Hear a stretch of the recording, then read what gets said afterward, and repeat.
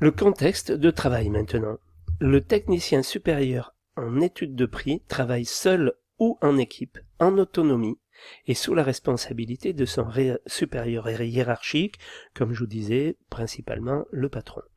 Il est contraint par les délais de remise des offres imposés par le projet. Le patron ne vous demandera pas ce que vous avez fait dans la journée et ce que vous allez faire le lendemain. Ça, c'est pas le problème.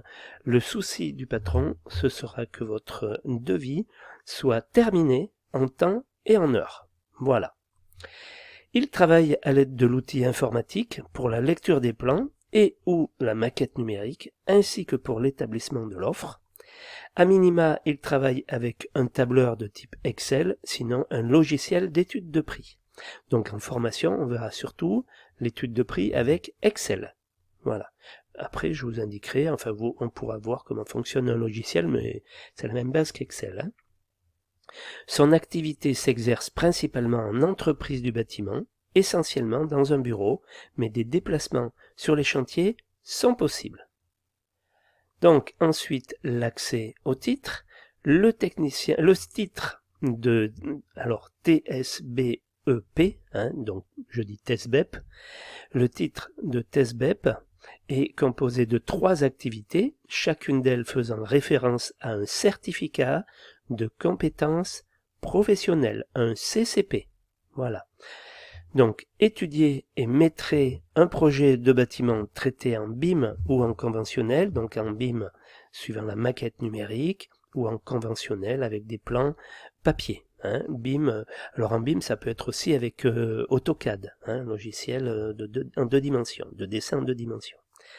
Répondre à l'appel d'offres d'un projet de bâtiment traité en BIM ou en conventionnel, ça c'est le 2e CCP. Et puis le 3e CCP ou activité, activité ou CCP c'est pareil. 3e activité, contrôler et optimiser la réponse à l'appel d'offres d'un projet de bâtiment. Voilà.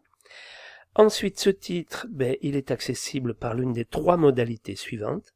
La formation professionnelle, celle que vous avez choisie, l'apprentissage, entre autres l'alternance, ou par la validation des acquis de l'expérience. Quelqu'un qui a travaillé dans le métier au minimum 1 an peut venir passer le titre professionnel dans un AFPA, dans l'AFPA de son choix. Voilà.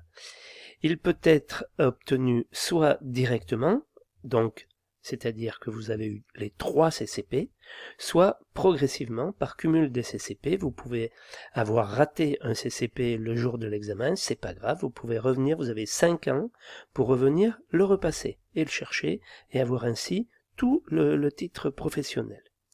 Voilà. Où se former et où certifier ses compétences, donc vous avez des sites un peu partout en France, voilà. Évolution professionnelle, vous pouvez évoluer vers le métier d'ingénieur du bâtiment ou vers celui de chef d'entreprise. Voilà donc ce qu'il est possible de faire avec le titre professionnel de TESBEP.